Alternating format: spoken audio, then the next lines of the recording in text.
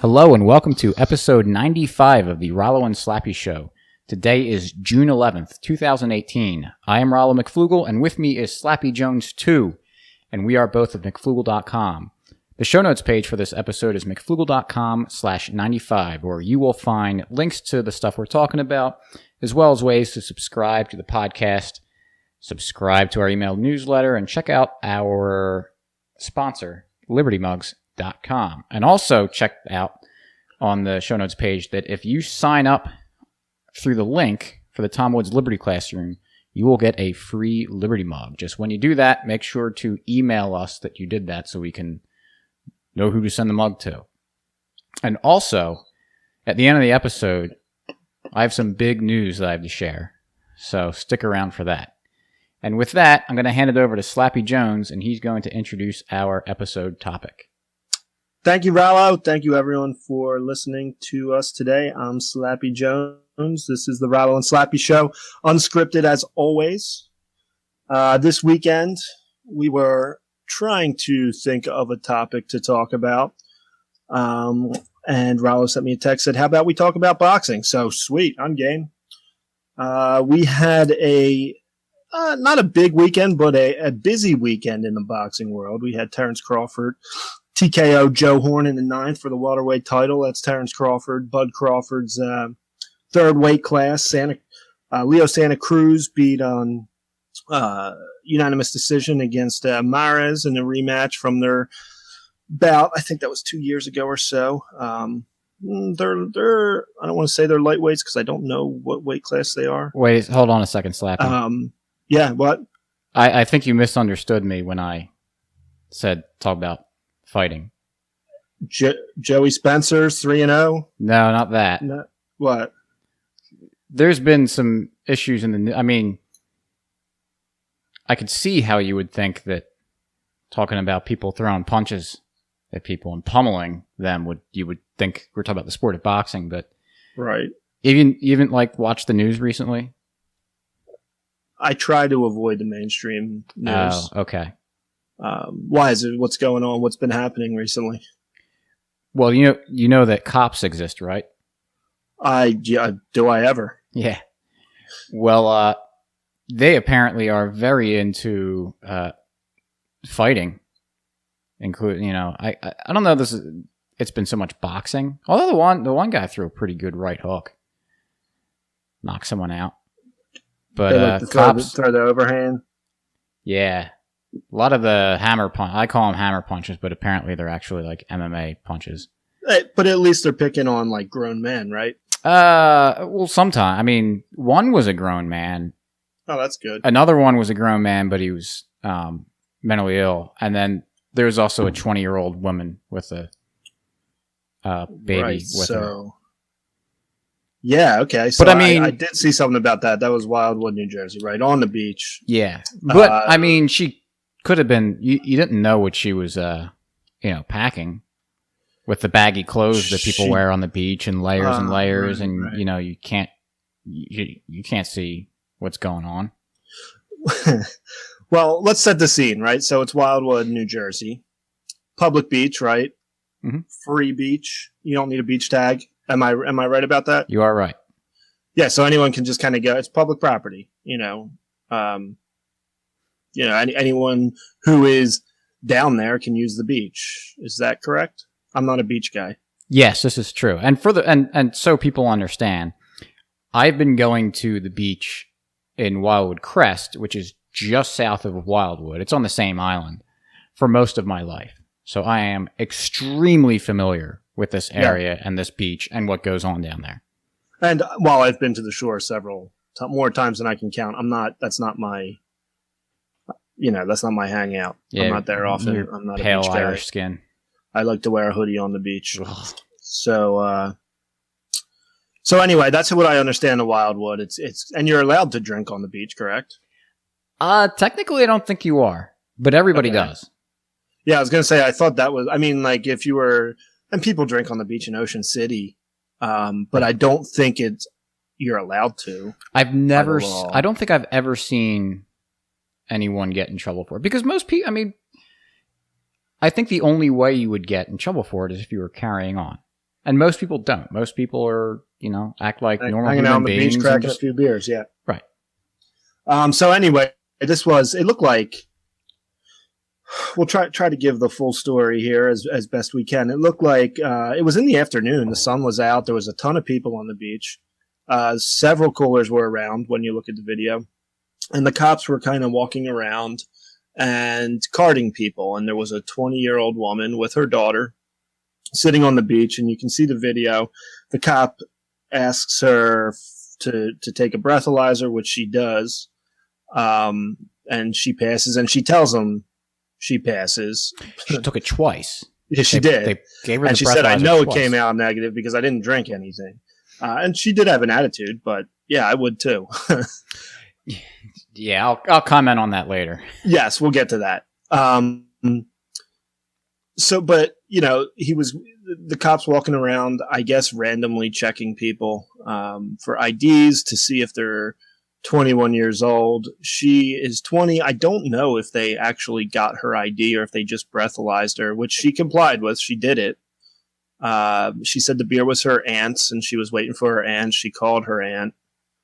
None of them were open, but was on her way. They were and all they weren't sealed. open. Yeah, they were all sealed. Closed. They're all sealed. And so the cops asking her name, which she doesn't want to give, and then it escalated quickly. Cops started punching her in the head, took her down, arrested her, and that's that story. So, what did you have to say about the situation? Even before that got to the point where they were punching her. We have the video of the body cam footage, which got released later, before the bystanders' cell phone video got, or it was after the bystanders' cell phone video got released. There was a time, she took the second breathalyzer test, and at that point she was starting to get annoyed. I don't blame her, and saying like, "Don't you have anything better to do?" And then they were kind of, kept asking her for her name, and then she started walking away, trying to get away from the situation, and they were following her. And then there was a couple, words were being exchanged. She was giving them more of an attitude, and the cop said, "You're about to get dropped." At that point, they started, really approaching her, and she was, yelling at them, kept backing away, backing away, had her hands up to be like, "Stop." And they came for her, and then that's when the altercation happened. That's when they claimed that she kicked him or something, claimed that she spat on him, and, everything else. And then another thing, at the end, after they put her under arrest and take her away, all the cops are standing around saying like, well, she kicked me, and yeah, she kicked him, and we're just, they're acting like 10-year-old boys. Well, what they're doing is checking the boxes. Right. And so the guy who was holding her baby, I don't know if it was her boyfriend or husband or a friend, I don't know who it was. He was like up. There were people who were obviously upset, and he was one of the people upset. And the cop said something to him like, "Be careful, man. Be smart. You got a baby in your hands." I say, well, he was just verbally saying stuff. He was not approaching the cop. He wasn't threatening him. He was voicing his displeasure. And for the cop to say, "Be careful, you have a baby in your hands," like that's really messed up to me. Because that especially after the threat of "you're about to get dropped," like that's where, okay, so to just give the overview of, in case you're surprised, I think that the cops were completely in the wrong, and I don't think Emily Weinman, the girl in the situation, did anything wrong. I think everything she did was justified. Even if she, people were saying she spat on the cop, she was saying her face was in the ground. They were putting her face in the ground, so she got sand in her mouth. She said she was just getting the sand out of her mouth. If all that happened to them was the cops that she spat on them, they got off pretty easy. But so people were saying, commentators on this were like, well, she could have complied, and she could have she could have done things to de-escalate things. I mean, she was walking away. She was trying to avoid it. They chased her. Yeah.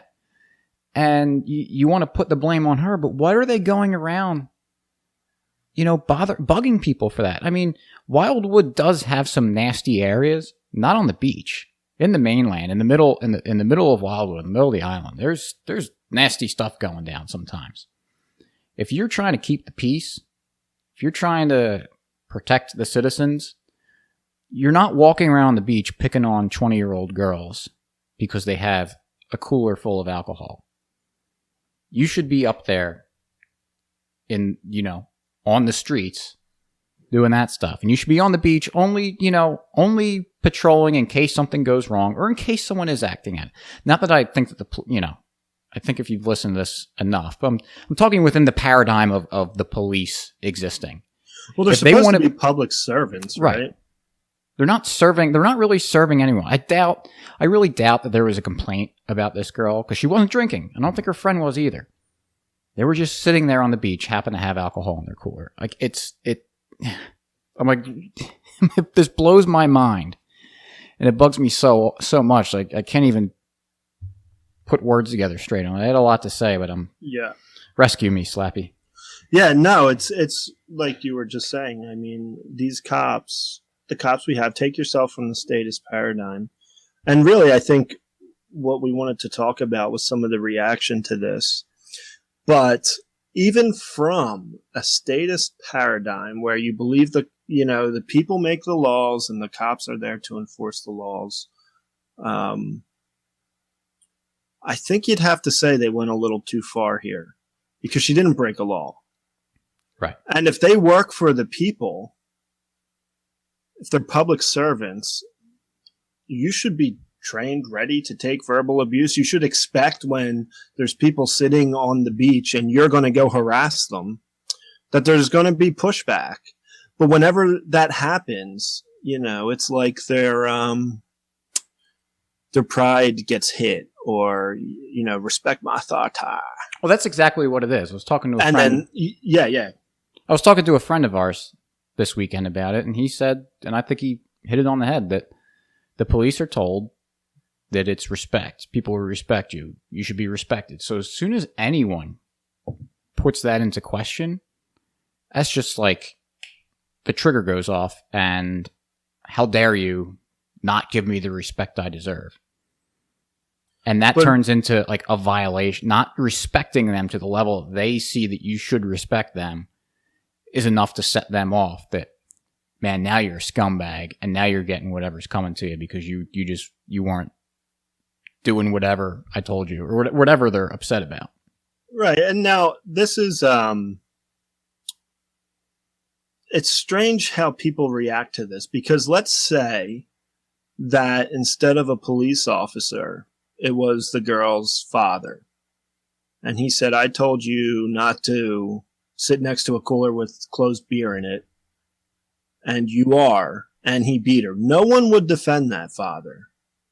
Right? Everyone would be like, this is out of control. This grown man is beating on a 20-year-old girl with her baby next to her for really nothing. And when the cops do it, no one cares. Imagine a domestic dispute call where the cops go to a house and the husband or the male in the house is saying, well, I told her to cook me dinner and she didn't. So, that's what happened. The cops certainly wouldn't let him go. No one would have any sympathy for him. But when you say no to a cop, when, by the way, she didn't break any laws, what was she charged? Was the only thing she charged with resisting arrest, which got dropped, I believe? I think there was some sort of assault in there or something. There were other charges. She spit on the cop. Yeah. Well, or allegedly spit on the cop. Is that on the video? I couldn't watch. It looks like on the body cam. It looks like she's spitting. She turns her head and spits. Which again, even if I was watching the video, and in my head, I was sitting there thinking, if I were there watching them take this girl out in handcuffs, I would be spitting on them too. Yeah. So I know people were sort of like, well, she spit on it, as if that's a justification. If I'm walking by a 20-year-old girl and she spits on me, I'd probably be like, what in the world's your deal? I wouldn't hit her. I mean, I wouldn't jump on top of her and start, beating her head in. That's insane. I mean, depending on who the girl is. If a girl was throwing punches at me, I wouldn't punch back. Right. Which may or may not have happened before.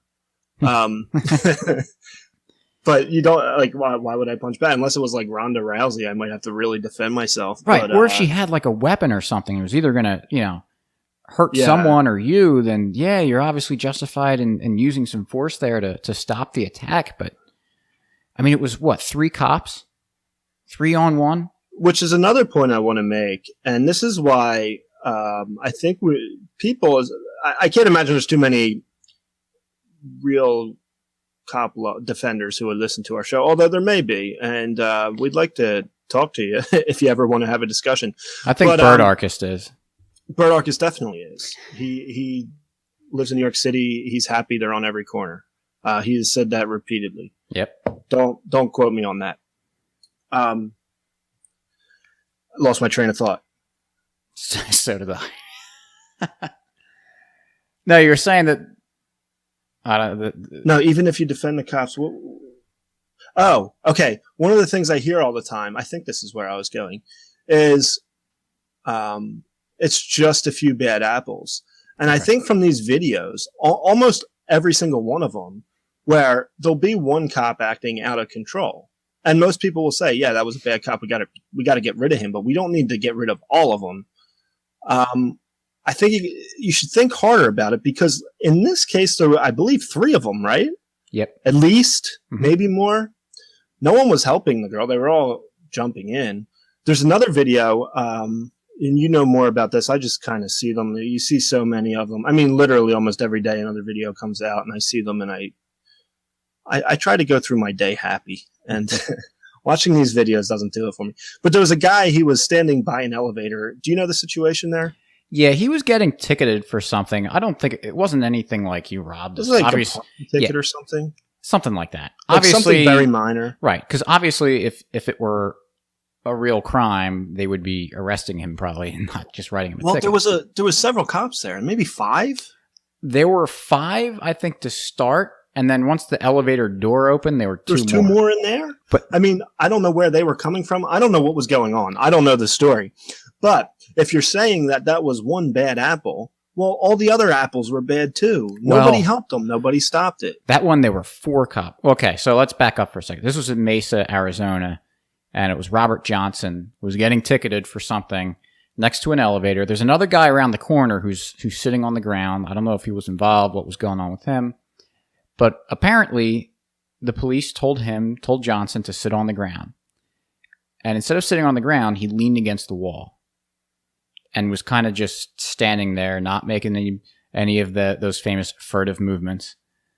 And the one cop, and Johnson's a black guy, and one of the cops, a big dude, who was also black. And I think this is, I hate to bring the race thing into it, but there's so many people, it's. I don't know if there's a preference for beating up on black people for cops. I don't think it's because it's race. I think there's other issues, but I think this is a good example of it doesn't matter the race. It's a problem with the cops, because it was a black guy, and a black cop was leading the charge. A big dude started pounding on him, and 3 other cops joined in, kneeing him and punching him, and the cop who started it, this was I think it was a right hook he threw, knocked him out, standing up. And so he falls over, and they still are beating up on him.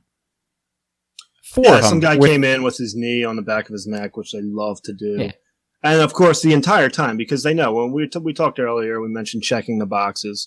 You'll notice every video is the same. They all say stop resisting, because if you're resisting arrest, you can use force. So you could be knocked out cold, and they'll keep yelling stop resisting. They yelled stop resisting to what was his name at the Senate hearing? CIA guy who's always on Horton's show. McGovern, Ray McGovern. Yeah. They were saying stop resisting to him. He's like, I mean, he looks like he's didn't dislocate his shoulder or something. Yeah, they threw him on the ground, and they keep yelling stop resisting like it's an old man. Same with the girl in the bikini. But anyway. Same with the next guy we're about to talk about. Yeah, no, same with every video. And it's turned into a meme. Stop resisting has turned into a meme.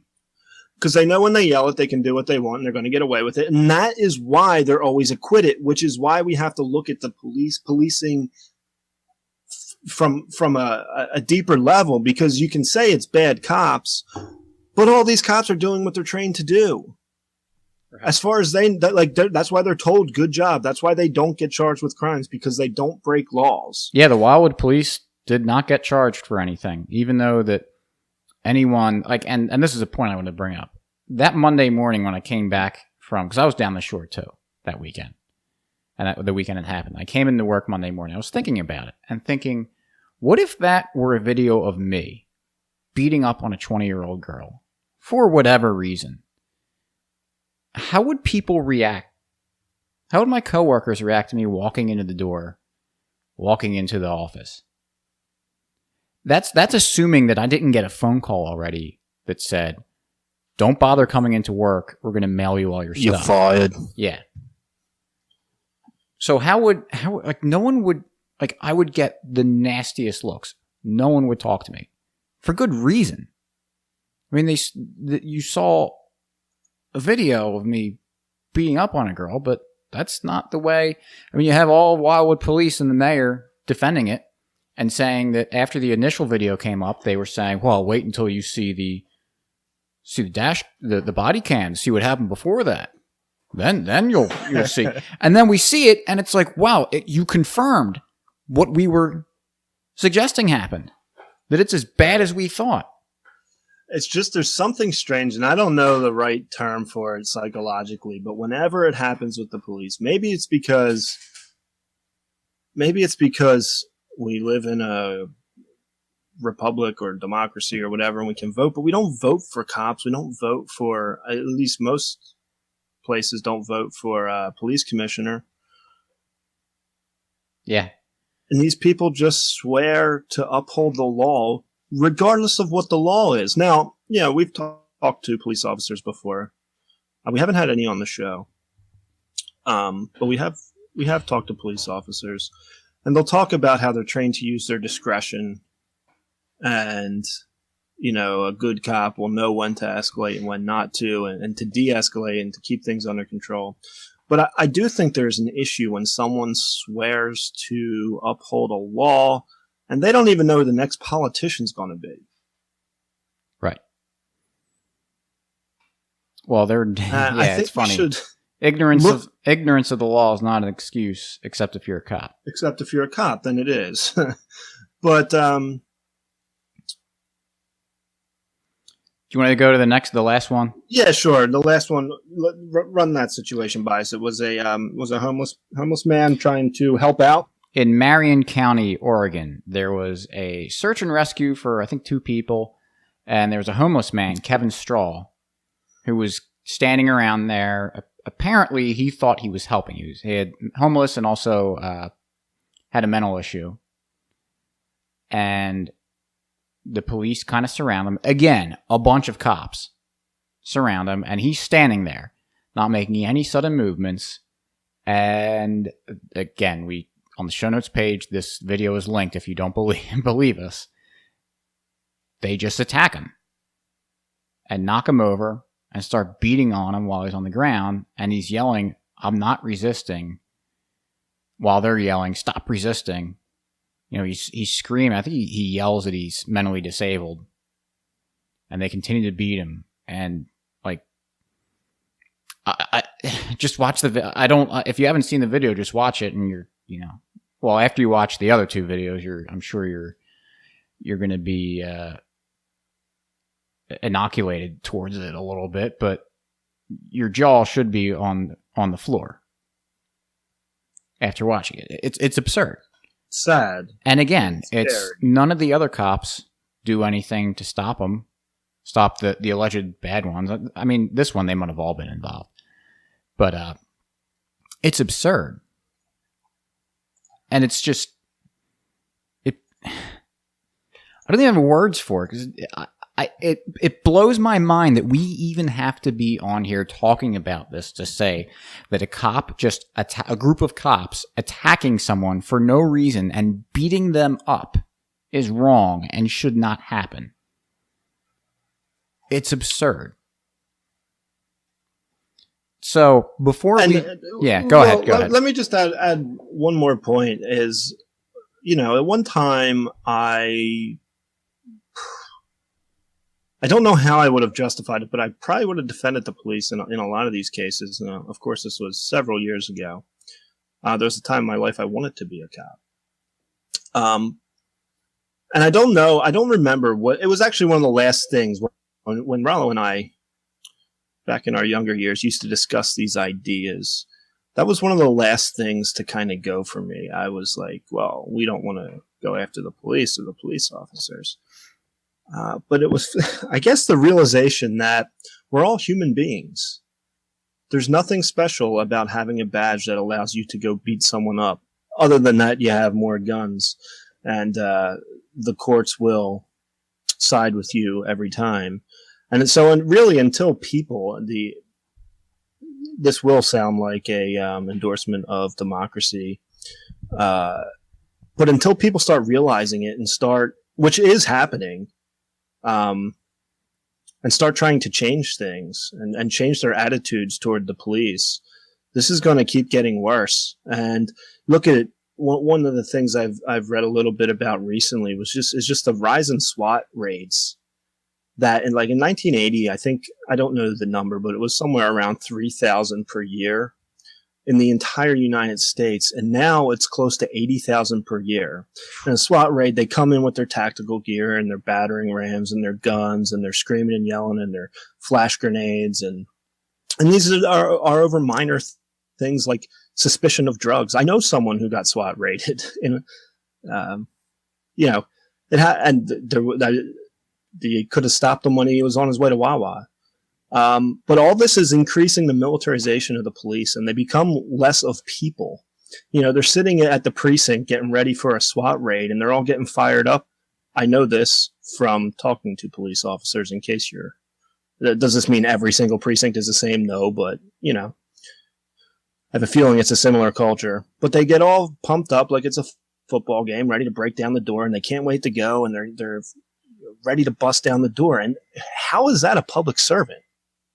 When is one of them going to step up and say, guys, this ain't right, man. We can just stand outside the guy's door and get him. I know what they're all saying right now, because they're all listening, is that all these non-cops know how to do my job better. This is just looking at a simple fact that in 1980, there was about 3,000 a year. Now we have 80,000.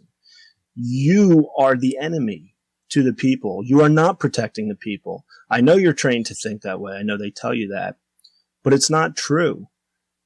And you become machines, and you don't even see the people you're supposedly serving as people. You see them as people who are supposed to respect you, which is why you end up beating up 20-year-old girls on the beach. And I think it's horrible. And I think people need to start seeing that. And it's just like this guy Hogg, David Hogg. They SWAT raided his house, and I saw an article on, I think it was Huffington Post or something, where they said this wasn't just swatting, this was attempted murder. What? So you're telling me a SWAT raid is attempted murder? Sadly, that's true. The expectation is that they're busting down their door, they're going to kill you. This is crazy. That is crazy. That that it's at that point where, first of all, the fact that you can essentially order a SWAT raid on any house you want by calling the police, they're not even going to question it. They're just going to go get their gear and bust down your door. The fact that the term swatting exists is atrocious in what people consider to be a free country. And then on top of that, there's articles saying it's attempted murder because these people are machines, right? They're just machines that bust in your door and start pulling triggers. That's what people think. So I think there's something seriously wrong with that. And I'll cut off my little rant and send it back over to Rollo. I need a drink. Yeah. Well, no, I agree. And another thing that I thought of, specifically for the Wildwood case, was that you're in a public place. There are a ton of people around. There were 3 cops beating up on the 20-year-old girl. What happens when... Because I don't know the relationship of all the people around her. There are probably a lot of just bystanders that had no idea who she was. What happens if she's in a big... Because there's big groups, especially that age, go down to the beach together. So what if she's in a group with 10, 20-year-old guys and who she's friends with?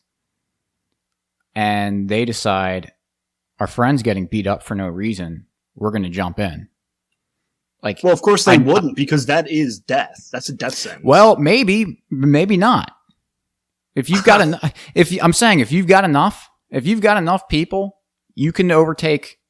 Well, sure. It's a risk, but I mean, if it were your little sister and you saw that, it would be difficult. It would be difficult. I don't know what I'd do. Yeah. I know if it was someone other than, no doubt about it, I'd be there. Even if the guy had a gun, I think people would bum rush. I mean, There would be, but when the cops involved, they know you touch them, they can kill you, and they will. Right.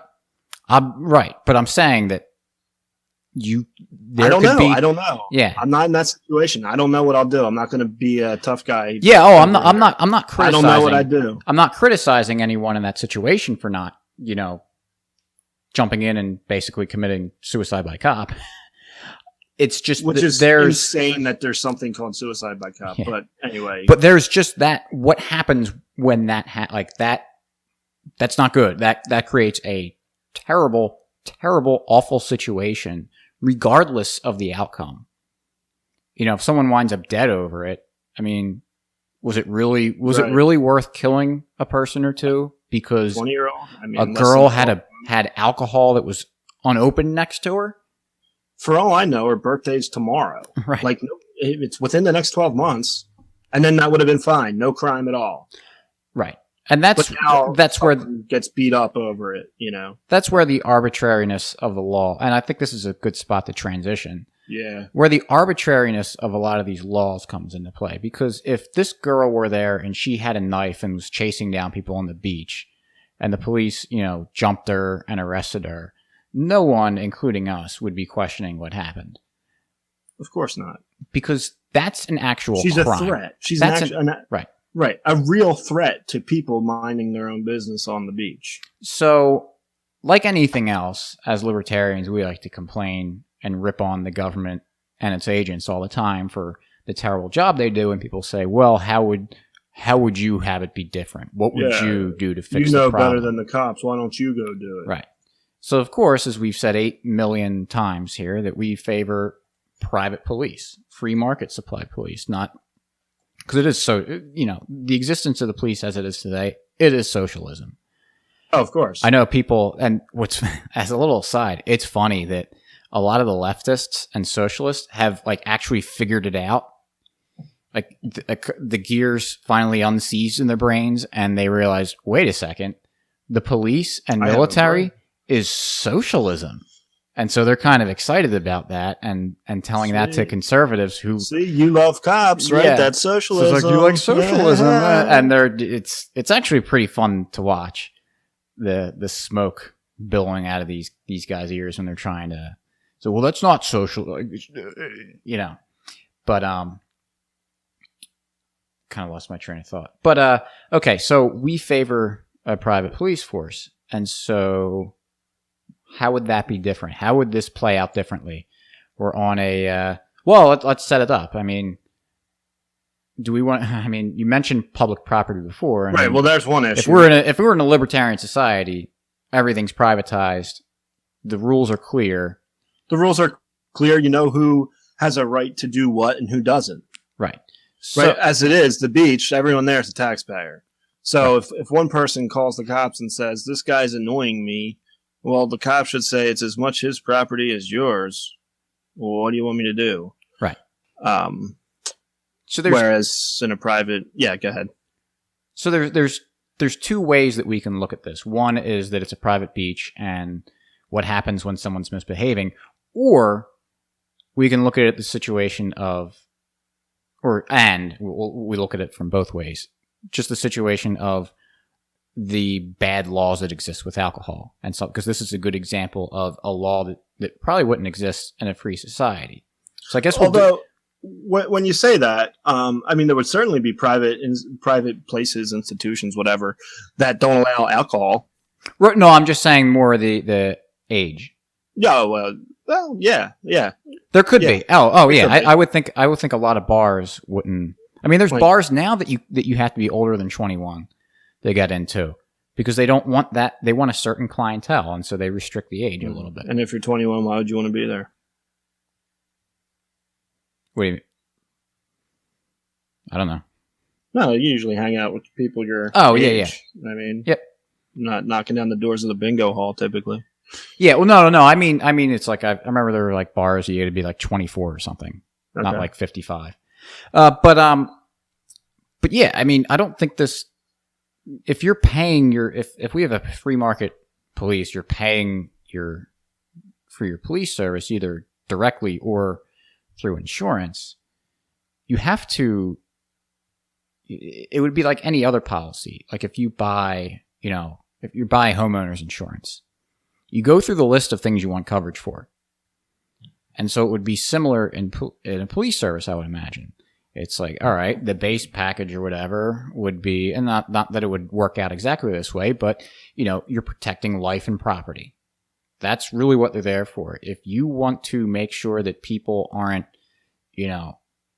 drinking alcohol nearby you, then that adds a tremendous risk, or a lot more that the police have to do.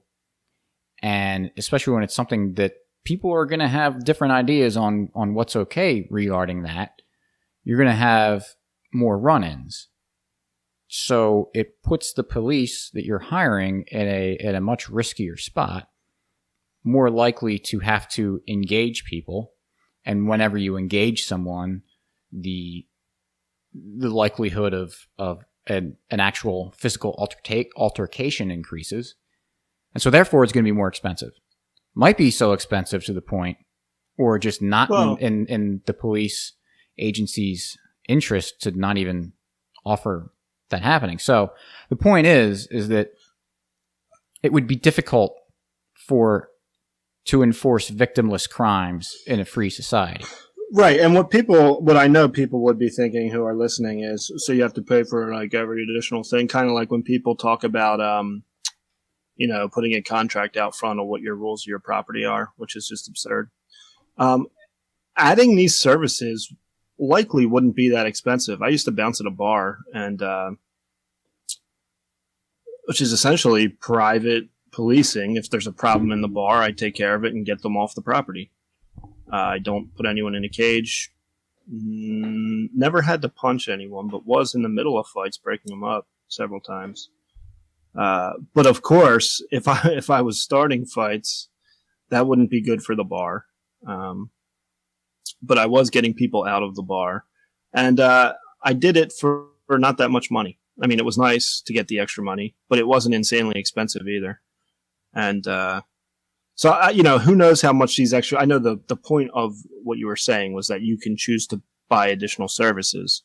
But if you're thinking, well, that's insane, you have to pay for everything, they'd likely kind of package them a certain way or provide different services different ways, and there'd be all different kinds of ways to do it. There'd be competition and pricing, and all these police forces want to get hired. So it's not good for business. Like the Wildwood mayor was saying, all these people are canceling their vacations. In a free society, that police force would probably be fired because that made Wildwood look really bad, and people don't want to go there anymore. But in this world, we're stuck with our socialized police. Right, and to comment a little bit more on the idea of subscription services and where do they draw the lines and where are you adding on, there are already so many subscription services that exist today, and it's not typically not getting nickeled and dimed like crazy. I mean, there's some that might. I mean, I don't know. Although I was just thinking of an airline where but they're not really. That's not a subscription. Right, but the truth is, I mean, usually when things go to the market, it's going to be better than any one person can think of, which is why central planning doesn't work. So these are all just ideas we're throwing out there of things based on what we see in the world, that how it could be done with protection. Right. But it would likely be even better because these companies want to get hired. They want to make money. They want people to pay them. And so in order to do that, you have to do a good job. Right. You have to keep the customer happy. And you can't be getting sued. I mean, if this situation happened in a in a free market police industry. And surely these companies would be insured. Right. They would. I don't see how these cops would have been given a not guilty verdict on that. Right. For attacking this girl. So there's an incentive for the police just to not to train their cops to not escalate. Not do that. Which just happens with the threat management. Is that what they're called? Detroit Threat Management Center. Yeah. Yep. But also the other thing is that in a private market, those companies would have to bear the costs of their bad behavior. So in this world, the taxpayer pays when the cops get sued. Of course, they rarely get criminal charges, but they do get civil settlements. Right. And the taxpayers pay for it. Yeah, you end up, if you win the case and you get a payoff where you're actually paying yourself. And then you're punishing money. Yeah, you're punishing all your neighbors. Whereas, in a private world, I mean, likely they'd have some kind of liability insurance or something, and the insurance company pays it and then jacks their rates up, which, if it jacks it up high enough, you're going to be out of business. Someone else is going to have to come in and take it. Right. I mean, I would imagine that they would have to have some sort of insurance because a lot of businesses don't just pop up on their own capital. Right. Even if they do, they want to have some sort risk. Yeah, self-insuring. Right. But otherwise, if you need someone else to put up the funding for you, they really want to make sure that they're not going to lose their money. And you see this with contractors all the time. Roofers, for example. You go on any local roofer, you'll see on their website, "We are insured. Don't hire the guys who said da-da-da-da." Why? Because potentially the homeowner, I was looking at this because I have some big trees in my backyard. So I was looking at people who, if the time comes, I have to cut them down. And they tell these stories of these people who just kind of come in the neighborhood and cut down trees. They don't have insurance. And if that person cutting down the tree gets hurt on your property, the homeowner is responsible. So yeah, I could save a couple bucks by hiring one of those people, but I'm then bearing the costs of the risk. Whereas I could hire someone who is insured, who pays their insurance premium. And I know if God forbid something happened on my property, they're insured for it and someone else will cover it and it's not going to be on me. So, that's one way insurance companies help the market act responsibly. Yeah. And I'm glad you brought that up because I know I explain this to people and they act like this is like brand new and these things would have to come out of nowhere and these markets this already exists. In so many ways. I probably mentioned this 1,000 times in this podcast. I work in an oil refinery and we have private. Do you really? Believe it or not, I do. Not an oil platform. I thought you worked in an oil field. No, believe it or not, I don't. Oh.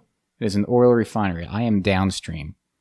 And so we have, obviously there's government regulation of it. You can't get away, unfortunately can't get away from that. But there is a ton, and the majority of it is private regulation. And even on top of that, we get audited all the time. Not an audit as in, oh, you did something wrong, we got to go figure out what you did wrong. It's just making sure that what the bank is putting up for money is that they're not putting too much risk on their assets. They want to make sure that we're doing everything that we can to make sure that we're going to operate safely and reliably and not going to have a huge cost if we have an accident or something. Like it's not in anyone's interest to take that kind of liability. Yes. And it happens on all sorts of levels. Yeah. Is for big oil refineries and down to just cutting trees down. So we're not saying anything that doesn't already happen. This isn't crazy. That doesn't already happen and work pretty well. Because in the world today, I could hire Rollo to come over and cut down the tree. If he said he could do it and I trust him, whatever. But if he gets hurt, I'm responsible. It's on my property. It might be cheaper to hire Rollo than it would be to hire some insured company who brings in all their big equipment and takes down the tree. But it's a lot riskier. So, that's my choice. And that's a market. And these companies exist, even though they're priced higher. People are willing to pay extra to make sure they don't have to bear the risk of that liability. So it's the fact that all these insurance exists and no one knows about it, it's like a good tackle. Going really well. It's like a good tackle in football. If you're not talking about the tackle or a defensive defenseman in hockey, if you're not talking about him a lot, that means he's doing his job. If you're talking about him all the time, that means he's doing a bad job. Right. So the fact that they exist and no one knows about it, kind of, it's pretty good. Yeah, it helps prove the point that it's a pretty good system because it's not getting broken all the time. Meanwhile, we're constantly talking about the failures of the state. Okay. Public property. Wait. Yeah. Go ahead. I was just going to say we can jump into that aspect of it. Yeah. Well, yeah. Go ahead. Oh, okay. So the beach we mentioned is public property. If everything, like I mentioned earlier, that if we were in a free society, everything would be private, even places of. So yeah, got to define public, I guess. Right. Public as in government owned. There would be in a free society places where you can go freely and move around that is privately owned. For instance, like think about a shopping mall that's owned by someone, but they let people go in and out at their own volition, unless they start acting up. Go in and out. Right. They want people to use the stores. Right. They want people to go. So presumably, if there were a beach, they would want people. Yeah, on there'd be a mix, just like Right. we do have to. Just like we have today. There are private beaches that are privately owned, and people can't go on them. And if that were the case, like let's say the entire coast was private, someone might think, there's a whole lot of people who like the beach. I'll bet you there's a way I can make money if I allow people to use my property. But anyway. So yeah, we have privately owned beaches, and not really going out on a limb and saying that they want people on their beach, but at the same time, like any other private property, there's going to be some rules there. So it would be kind of very clear cut that if you're breaking one of the rules, then whatever enforcement agency they have would ask you to no longer break the rule. Like, Right. quit what you're doing or you got to leave. So there would be if you were actually breaking the rules, you would be violating someone's property rights, and therefore something would be justified and handled. Right. Now, There'd be a way to handle it. because you brought a can of alcohol with you onto the beach when you weren't supposed to, that would not justify getting beat up over. Probably not. I mean, it wouldn't justify it. I'm not going Right. to say it would never happen. It could Right. happen, but then people wouldn't use that. People wouldn't go there. If you went to Walmart and got beat up, you'd stop going to Walmart, and people wouldn't go. Yes. We look at Starbucks. Right. That example recently where they call the police on someone, or on the two black guys that were just kind of sitting there waiting for him, even though it was, within their right people got to ask them to leave. The way they went about doing it was a huge black eye on them. And so they decided to change their policy on it. For better or for worse, you can agree or disagree that they were wrong in asking those people to leave. But there's enough of a public backlash on it that they changed the way that they were going to approach it. And so there's not an incentive. There's a huge disincentive for a property owner to use violence. Right. To have and also it's going to be more expensive for them. If you have a police force that is constant, it's engaging in violence, there's a better chance. Well, they're going to be going through equipment more. There's a better chance that they're going to, have officers get hurt. The insurance rates are probably going to go up because it's a lot riskier. So there's a financial disincentive right there. That their operating costs go up, and then they're probably going to lose profitability too. So it's coming at them from both ways. Did you have something to say? Nah. Carry on. No, that was it. Just it's just the incentive switch. I think also in a free market, this would be a deeper discussion, and I don't have all the research on it, but there's. And I hate saying the word because it makes me sound like a conservative, but there's an entitlement mentality when you have a socialist government, or just a government, period. Like, I'm allowed to be on this I don't even mean the beach. I mean Starbucks. Right. Like, it's not your property. You don't have a right to be there. But, the Supreme Court has ruled whatever. So now those property rights just get eroded slowly. And we all look to government. And in a free market, that attitude wouldn't exist, that I get to use your property, which would really solve a lot of these issues too. Absolutely. Oh, the one last point I wanted to bring up is about the police worship and how that you can have people watch these videos and still say like, well, I'll side with the police because of that, the magic badge and magic uniform and everything. But I don't think that would exist as much in a free market because especially if you look at, the mall cop example, people routinely laugh at mall cops. There's a movie about a Paul Blart Mall Cop. I haven't seen it, but it's kind of like the joke that he's just a mall cop.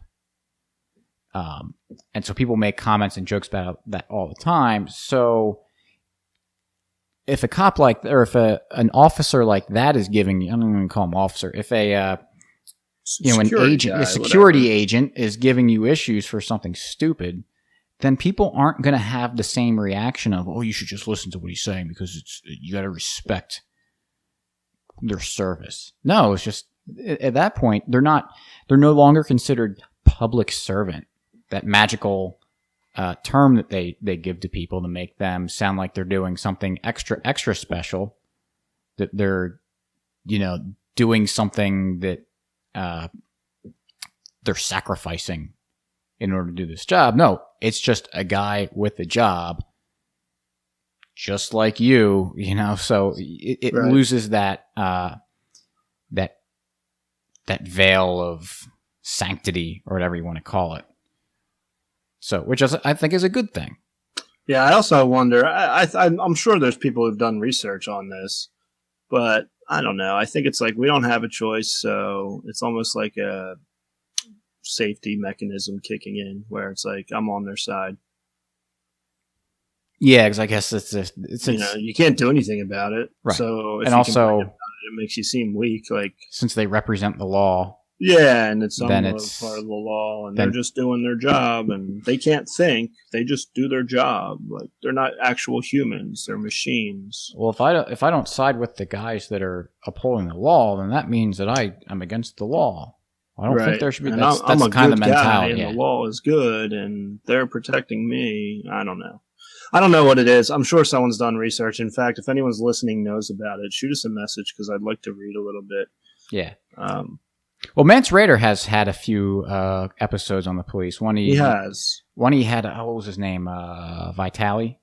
Yeah, I didn't listen to that one. It was good. It was good. He's I have that on the list to listen to. What's nice about it is that, as Mance described, like he's an uber leftist. Is he really? Yeah, nice. I picked up on that kind of early on in the episode before he said anything about it. But the guy understands the problem well. I mean, Mance asked him about private police, and I was like, let's see how this guy handled it. And he handled it. I mean, for a guy who's an uber leftist, he answered it well. He answered it well. At least, well, I disagreed with what he said, but he was calm and answered it, Yeah, I know he's had Rayford Davis on several times. Yes. I've listened to most of them, if not all of them. I meant to listen to all of them. Mm-hmm. But he's always good to listen to. Absolutely. So, yeah, we'll mention him now. We'll mention him on the end of the episode. But yeah, check out a couple of his recent episodes. He's got a lot of good episodes on the police to go along with this topic. So, you have anything else to say about this? I think that's enough. It's not. I guess this isn't really a topic we talk about much, is it? I don't think so. No. I think that's because I really do not like being mad. I don't know. You talk about these things; it's so depressing. It is. It's sad, and then there's real victims to this, and then other people defending it, and it's not even a small problem; it's a huge problem. But there we go. We got a cop episode out of the way. Do you have a free market story? I do. So I have to start this story that doesn't. It's not going to sound like it's the whatever. I'm just going to go with it. So this morning, I went down to my basement to grab. I have a chest freezer down there to grab. When I make like soups or stews or stuff like that, stuff that freezes well, I make a lot, and then I freeze it in individual containers so I can have it, for a quick dinner or bring it to work with me. Do you freeze it? Yeah, well, that's what I intend to do. Okay. And so I went down there this morning to get something, opened the freezer, and got punched in the face by a smell. And I don't know when, because I don't go down and check the freezer. I go down there when I put something in or take something out. So for a while, apparently the freezer had not been working at all. So everything was room temperature in there. And so I closed it up and said, all right, I'm going to deal with this when I get home tonight. And which is why I delayed Slappy by about a half hour tonight. I was dealing with it. So I'll tell this. So normally when I freeze, if it's prepared food that I made, I put it in, a container and close it up. So it's, not airtight, but it's decent. And it's also cooked food has a different way of spoiling than other stuff. And then if it's raw meat, I use a vacuum sealer, which I think I had a free market success story on that, talking about that. So that's not going to really smell as bad. It's because it's contained within the vacuum pack. But there was one time I bought a nice big catfish fillet, and I went to cook it a day or two after I bought it, and I guess I waited too long, and it had a smell to it. It had started to go bad. And so instead of just throwing out in the trash and having it stink up and rot more, I said, well, all right, let me wrap this up a little bit and throw it in the freezer so it could be frozen. So on trash night, or the night before trash day, I can put it in the trash can and not have to deal with that. By the time the trash take it, it should still kind of be frozen. Well, that's a great plan, but I forgot about it. And so that melted in the bottom, and it was like it was like a pink slime, like about a half inch on the bottom of the freezer, half inch deep of this pink liquid. It looked like the stuff from Ghostbusters 2, that stuff that was in the sewer, that slime that they found. It was nasty. It was absolutely nasty. And I would have been vomiting cleaning it up. But I thought, once I was at work, I realized, I've got a half-face respirator. I actually have a full-face respirator, too, that I could have used if I wanted. But I have one at work that I'll bring home and use that. And it worked very well. I put that on, and it's a respirator that has like the cartridges on the side, and it's sealed. It's got the plastic seal around your face, so if you wear it correctly, you're not getting really much outside unfiltered air in. And I had particle filters. We don't have to get into that, but I didn't really. There's all sorts of filters you can install depending on what you're dealing with.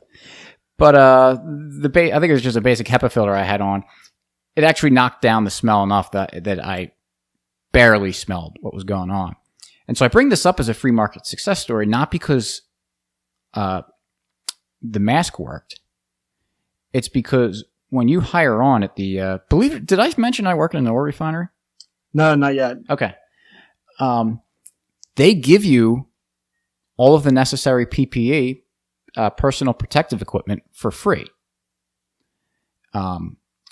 Steel-toe boots that are correctly spec'd. The Nomex that you wear, it's fire retardant clothing that you have to wear on the outside. Your hard hat, safety glasses, earplugs, the respirators, rain gear, all sorts of gloves depending on what kind of job you're doing.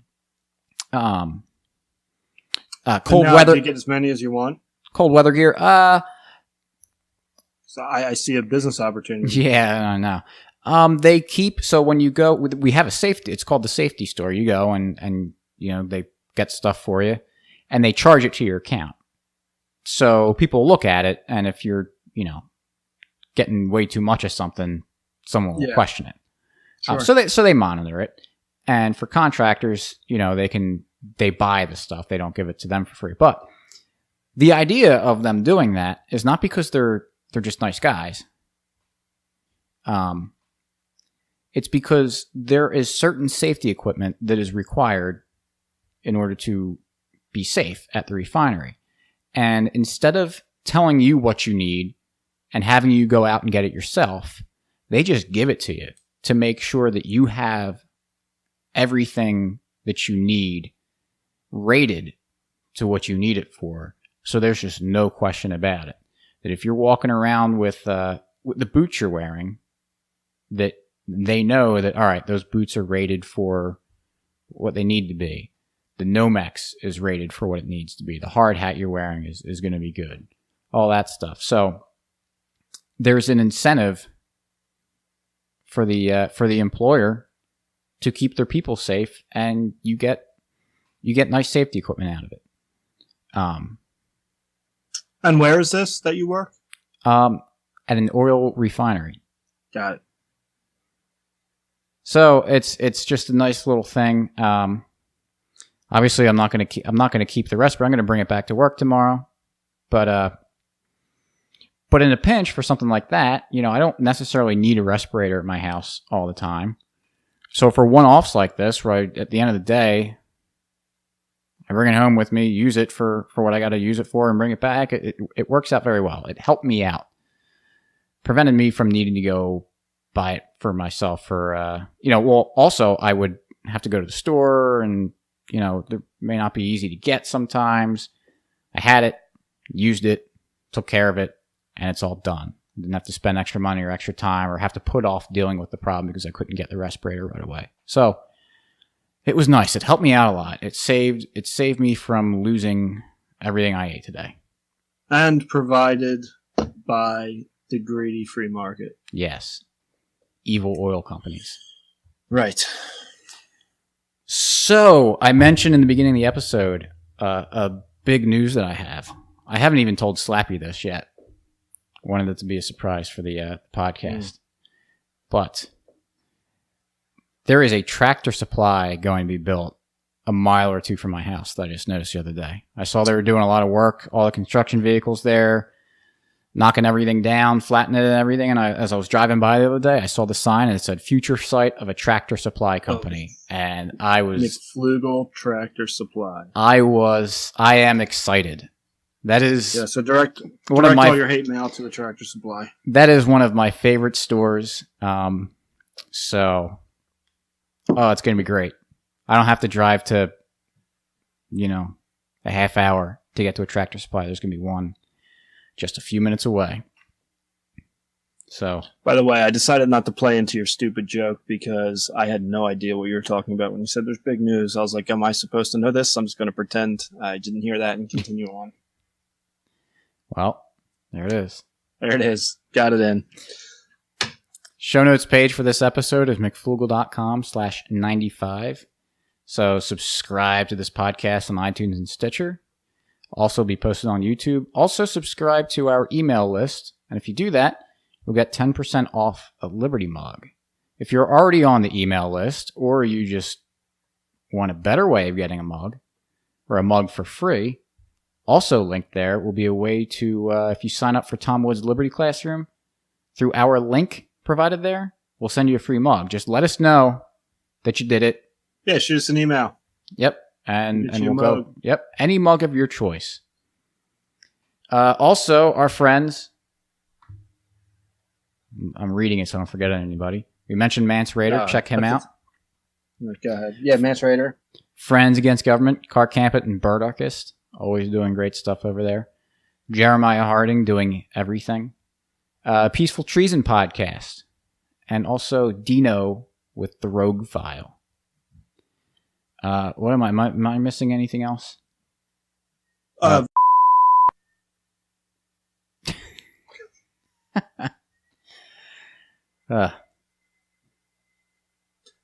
we beat that out like Friends Against Government did?